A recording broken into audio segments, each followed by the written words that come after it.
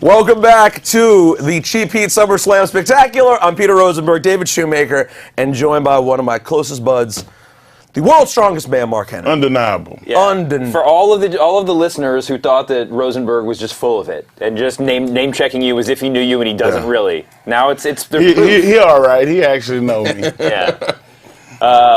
Before we started taping, we were just talking about a lot of things. One about football, talking a lot about RG3 in football because Mark and I are both Texas football guys. But we're talking a little bit about, and because I'm a Redskins fan. Let's not. Don't bury the lead. We don't use that term. Oh, you guys don't use that? Sorry, it's a racist term. I forgot. No. But yeah. So we were talking about how there's football, people who know football and people who love football, and you were saying it's the same thing about with professional wrestling. It's the same thing, and people have all of the derogatory names, calling people marks or smart marks or whatever this and that. That's irrelevant. The point is, a comment you made earlier was about lumberjack matches. And I said, you've never been in a lumberjack match. It'd be hard for you to make a serious judgment call on what that is because you've never been in one. Lumberjack matches are structured to not go out of the ring, and if you go out of the ring, you face consequences. Right. What about having a lumberjack match where you don't ever go out? Well, what about having a lumberjack match where the whole lumberjack match is people hardly ever have a match? They just keep having the people on the outside do stuff. Yeah. That's the whole dynamic is to make it interesting. Right. And I'm not making the judgment calls, so couple of the last lumberjack matches haven't lived up to par. Mm-hmm. And as a fan, you got the right to say it. Shit didn't entertain me. But people are working hard to make that happen. And that should always be thrown in there, even if it's, what you're saying is how you really feel. What's the best desired outcome, though, of the lumberjack match? Like, what's the best thing that can happen? Is it to contain the match and make you focus on what's happening in the ring? I want to see the guy that always runs be the one that get it the most. Yeah. I want to see every time he try to get out, he realize, damn, and then he pays for it. And he's getting his butt whooped again. He tries to go out. Oh, not gonna work this time. It's like that's the story of it. That's the psychology of that particular match. Keeping the heel coward unable to get away. Right. Yeah. And that hasn't been done properly. And that's what you should have said. Yeah. They have not properly represented the match. I'll take that. I guess for me as a fan, if there's somebody who's running away, everybody wants a steel cage match, right? But the lumberjack match is like plan B, sort of. I hear what you're saying. But it is fun, man, and I like seeing everybody out there. What is the psychology for a guy who's coming out just to be a lumberjack? Like there's there's sides. You have the I want to hit him in the mouth. And y'all talk about the good guys, the bad guys, the babyface, the heel. It's like the guy that needs the, cobwebs. The guy that needs to get it the most is the guy that's the most of the shit disturber. Excuse my French. It's not French. But that guy walking out that's, kind of on the up and up, I want to punch him right in the mouth. Yeah. And then you have guys that's like, this guy's the John Cena. They say John Cena is in a lumberjack match. John Cena comes out, and then people grab him and they help him in. Yeah. That's what the match is for. Yeah. And then it makes people that don't like the babyface, they're like, oh man, why are you getting handled with kid gloves? Yeah. You gotta do it like that. And I'm sitting here as a fan too. I want to see the match represented like it's supposed to be represented. Want to ask you, is you and Big Show, is this a thing? It looked like from SmackDown last week, although who knows what SmackDown means these days because that show is crazy. But they made a big deal on SmackDown of you and Show together. We've seen you guys get thrown together before. This looked a little bit more like a thing. Is this going to be a thing? It's a thing. Both of us are, and he's been world tag team champion. I never have. And I told him that. I was like, man, I've never been tag champ. And he's like, well, let's get it done. And it's like, when you go to the powers that be and say, hey, we want to do this, who's going to say no to me and Big Show? And by the way, you guys we're going to have fun. Well, you guys are real life best buds. I mean, you guys are that's real. my man. That you guys are like the real deal. When we have like strife and like work strife, it becomes real. Like we don't talk. And people like, man, you ain't talk to Big Show? No, for what? And they're like, why? How does that happen? I don't know, man. Is it just because you guys both take work that serious? That Yeah, we take our work serious. And if anybody that don't, I don't want to be around them. I told you, I don't have a lot of wrestling friends. I ride by myself a lot. Titus O'Neil and Darren Young used to drive me because they wanted to learn what it is to be a professional for 18 years. And I was like, okay, well, I mean, I would be a horse's rear end if I didn't oblige them. Right. So, that's the only reason I ride with people. I love being by myself. I will tell you, there was a time when I got a phone call from Mark Henry, and he was hanging, if you don't mind me saying, as many wrestling fans know, Big Show has a bus.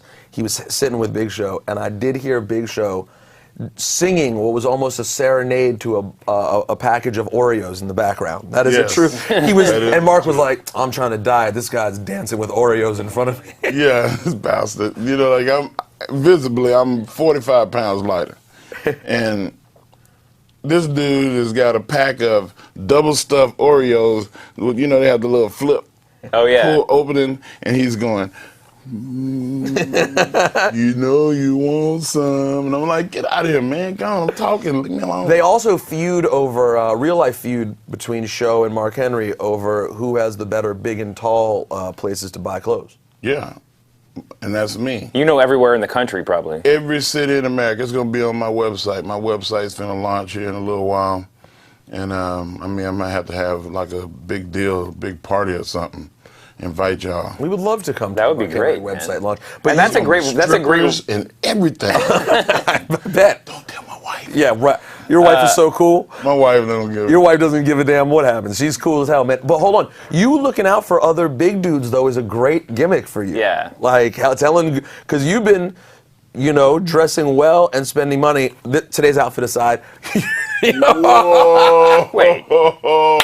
I'm bearing your tank top.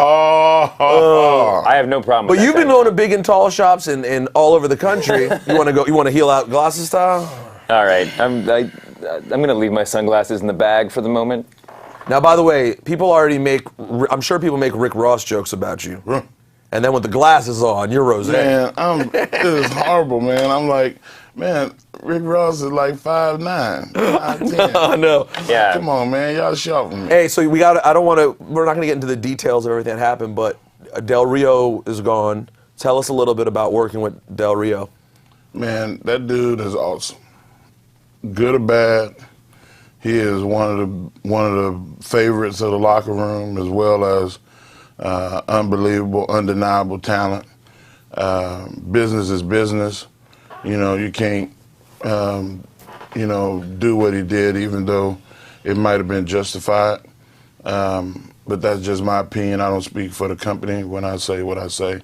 Disclaimer. And it's like, I hope that in the future everything works out, but a little time's got to pass. Yeah. For that water to get smooth again. It looks like working with him, again, wrestling fans don't know the ins and outs, but it looks like working with him in the ring must be just like the greatest experience. Like he's one of those guys that knows that makes it easy for Well, that's the ultimate goal. You want to go out and entertain people and give them like something to talk about. I want people like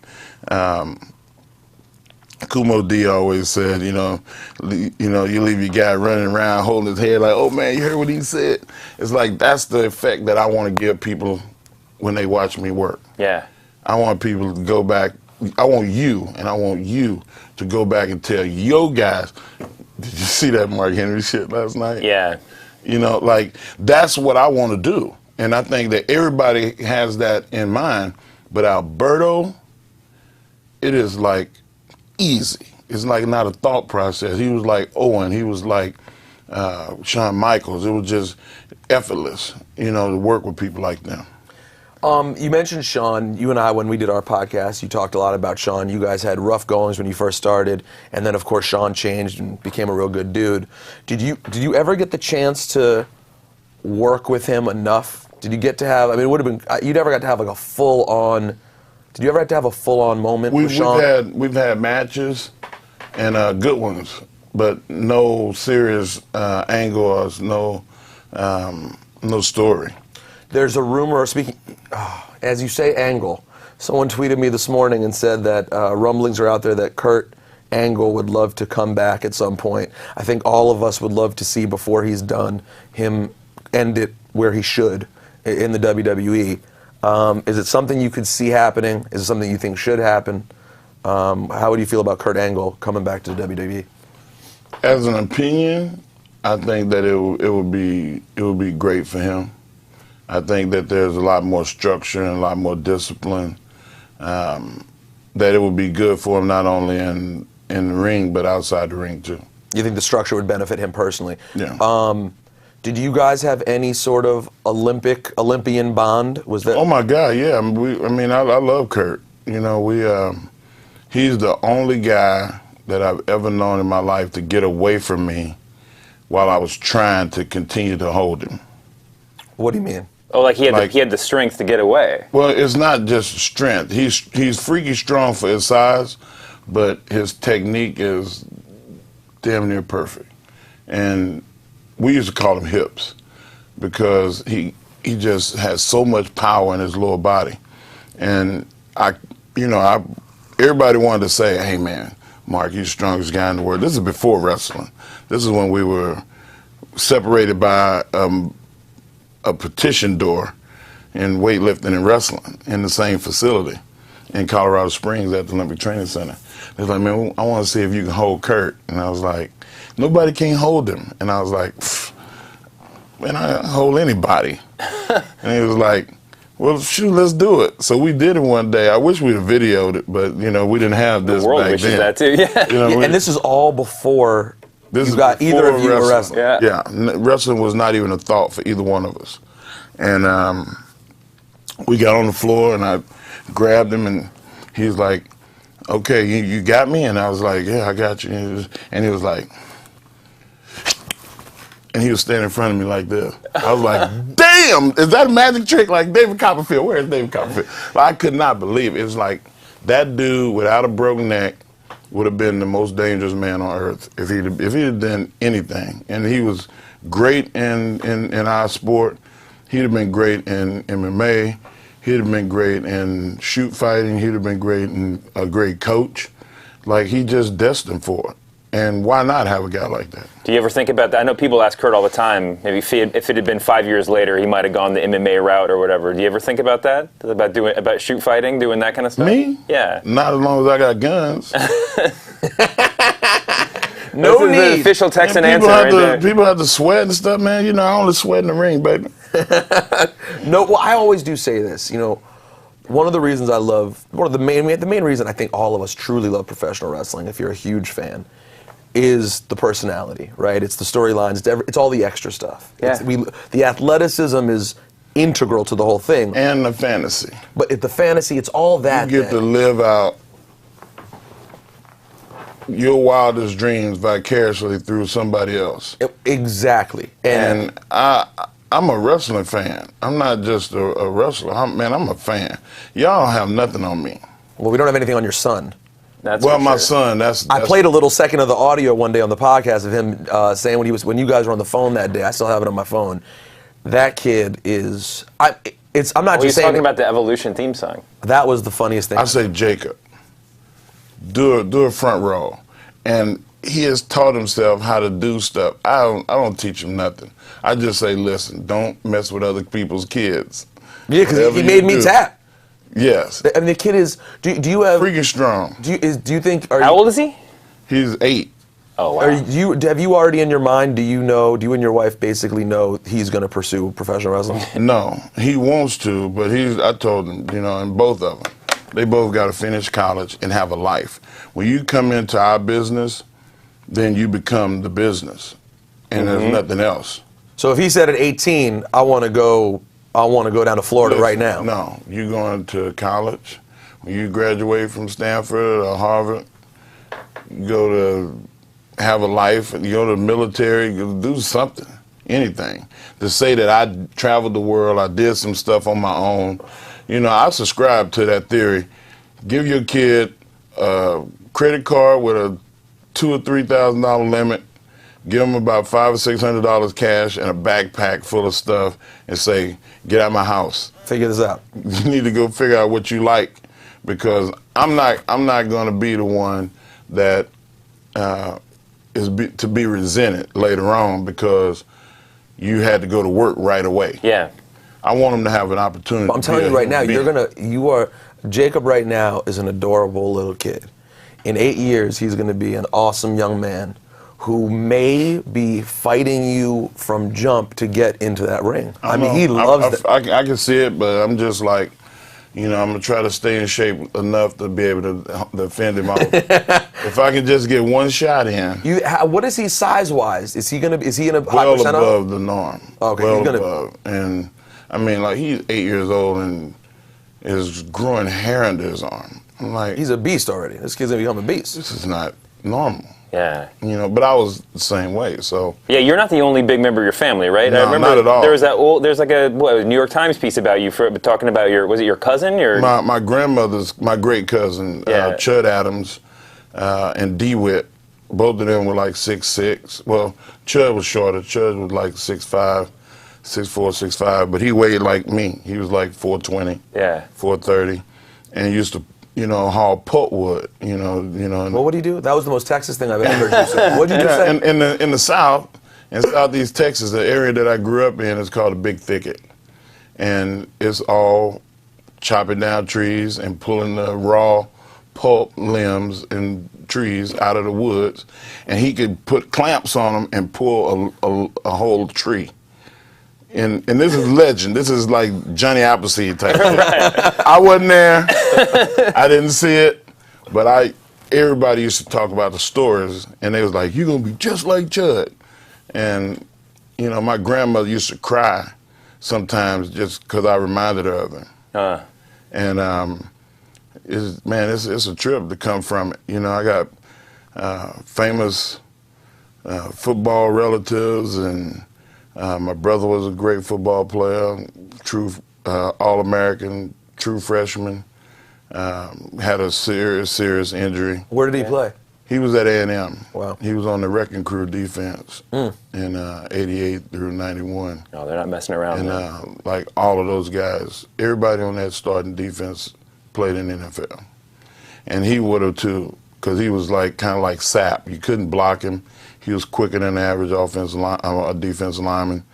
And he played in what we used to call a 50 defense, where the nose tackle was shaded, but was 2 inches away, helmet to helmet. And it was just like you had no chance. Yeah. I mean, he was good. Speaking of sports, there was a piece that came out recently that Vince Russo wrote. Say what you will about Vince Russo. I don't know the guy myself. Wrote an interesting piece about Vince McMahon. And it wasn't critical. It was more like the top 10 most interesting things about Vince McMahon, right? And one of the things he wrote about was that for such a man's man, Vince doesn't know a damn thing about sports. And he talked about how funny it was. People would bring stuff up, and Vince just doesn't. It does not compute. Is that true? No interest whatsoever. No, you just don't have an interest in nothing but wrestling. And when you're a billionaire and your sole interest is trying to become a multi-billionaire, then you don't have time to just sit around and watch college football. That should probably be a lesson to all of us. Yeah, about being.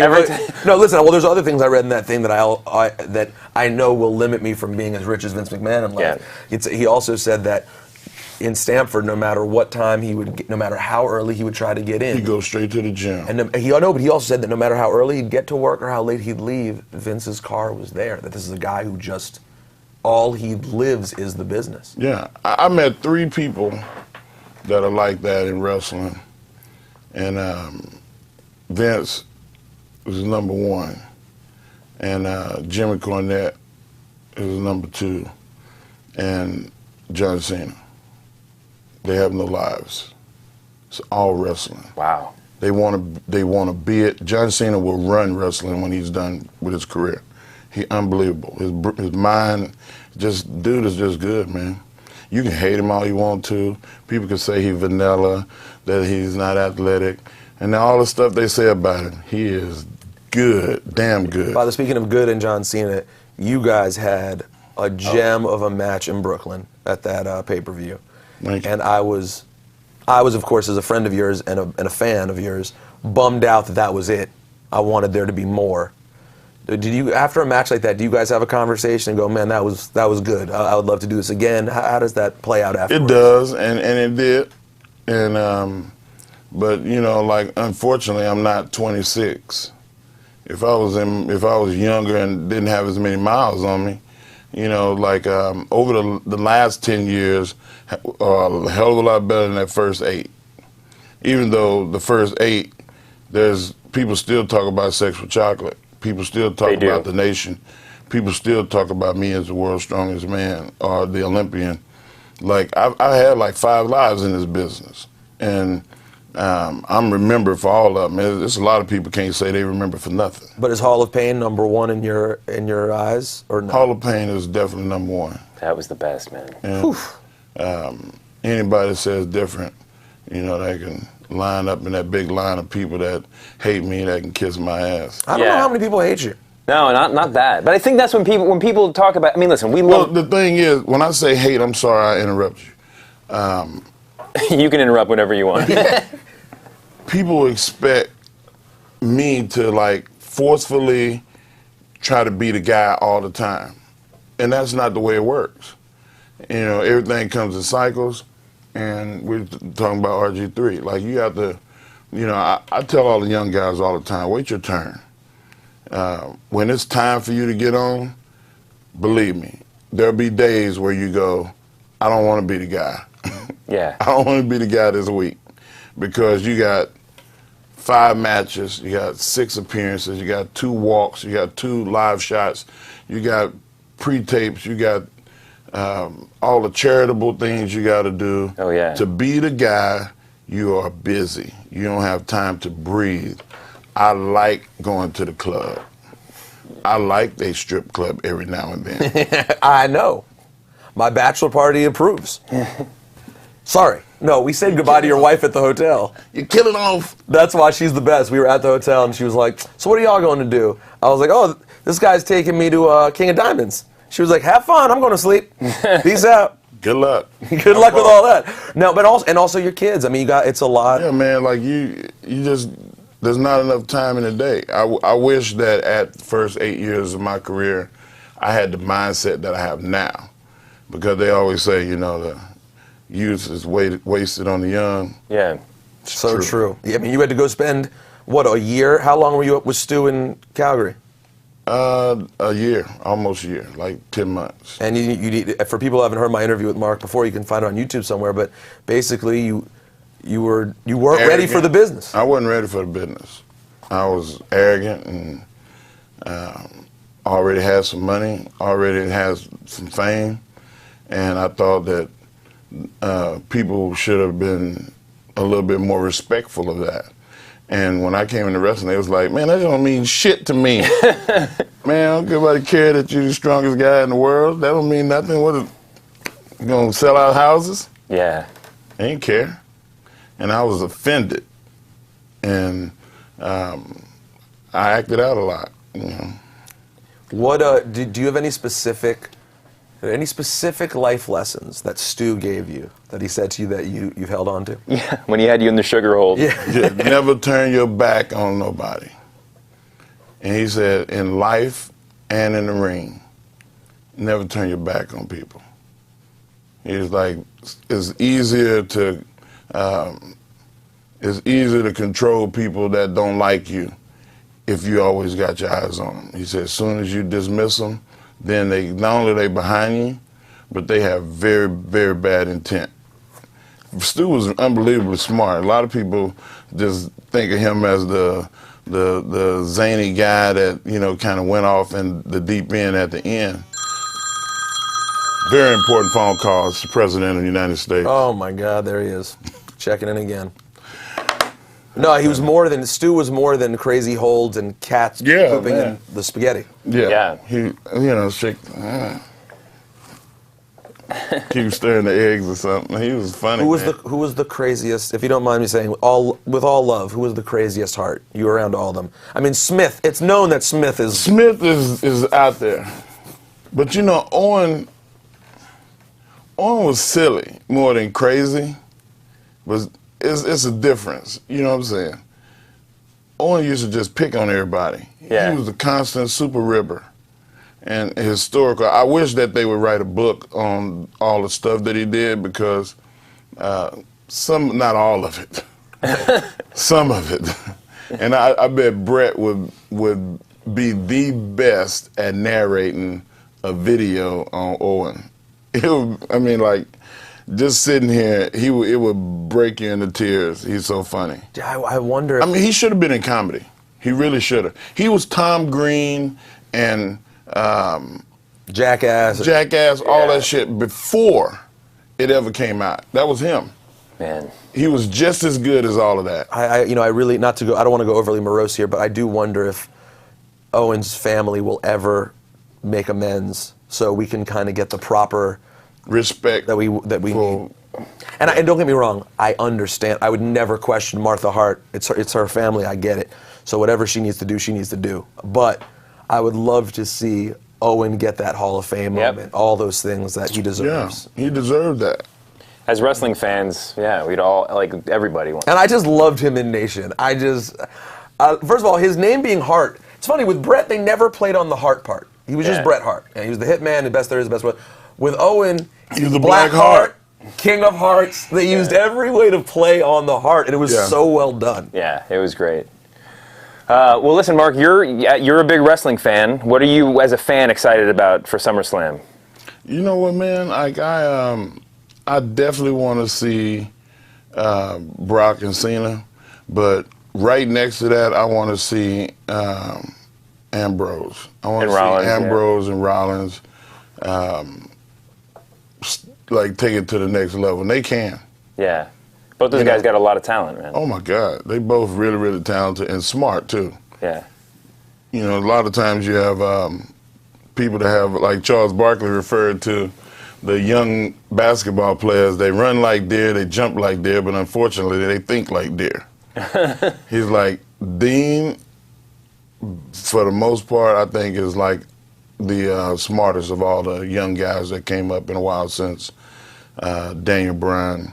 He's a smart guy. Yeah. You also have told me that I remember asking about Bray, and you spoke very highly of him to me privately. It seems like this young generation they're bringing up are respectful, mostly respectful bunch. They're respectful of the business. That's what we want. You know, for all y'all guys and girls out there, if you come in, you respect the business, and you're willing to work and to make your own place in the business, people will notice. I promise you, people will notice. What do you think about Bo Dallas? Love him. He's the only new guy shirt that I've bought. I'm in. I'm a mark for Bo. I think it's pretty good. When he debuted, I tweeted like, "This is my new guy." Wow. Because there's a necessary evil. You know, you can't just be serious. You can't just be frustrated and angry all the time, and you can't be overjoyed with the John Cena's. You got to be happy.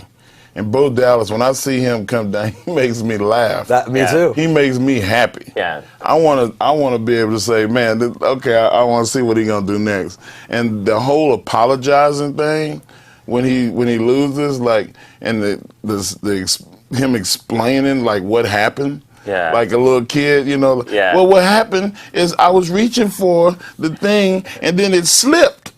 Right. And and he looks for your confirmation. It's slip. Well, we've said on this podcast before that the marks out there, the smart marks, have all decided on a finish they want for Bo Dallas, and I have to admit, normally ideas that I see on that, I'm like, you guys are Oh my God. But this idea is pretty good. Everyone says they want him to have a submission move where while they're tapping out, he's saying, you can do it. Don't give up. Don't give up. Yeah. You can do it while he's. It would be amazing. Yeah. It's such a my great gimmick, God. man. I think that guy has a high ceiling. That's Yeah, a he talented does. family. He's great. And you know how proud Mike Rotunda. A lot of people don't realize that Bo Dallas and Bray Wyatt are IRS Mike Rotunda's sons. Mm-hmm. How happy he got to be. Oh yeah. Both of your boys came in and did it, and are doing it really well. In totally different ways, you And know. way different. And they're not sponging off of what the table he set. No one even knows. That's what's. Nobody knows. Hey, listen. Until now. Mark, we love you. We're excited to see you back on television. I want to see what happens with you in Big Show. I'm excited to see that. I've been told that the Hulkster is here, so Man, we're gonna start selling out houses, man. You understand us? I want to see this You title understand, run. son? I'm excited. This is the. That's a perfect way to use I want to be a tag champion. You said it. You've declared it here on Cheap Heat. It's official. Cheap Heat. I want to be tag champion. I'm looking at all the cameras. Mark Henry, ladies and gentlemen, thank you so much. The Hulkster's up next. It is the Cheap Heat SummerSlam Spectacular.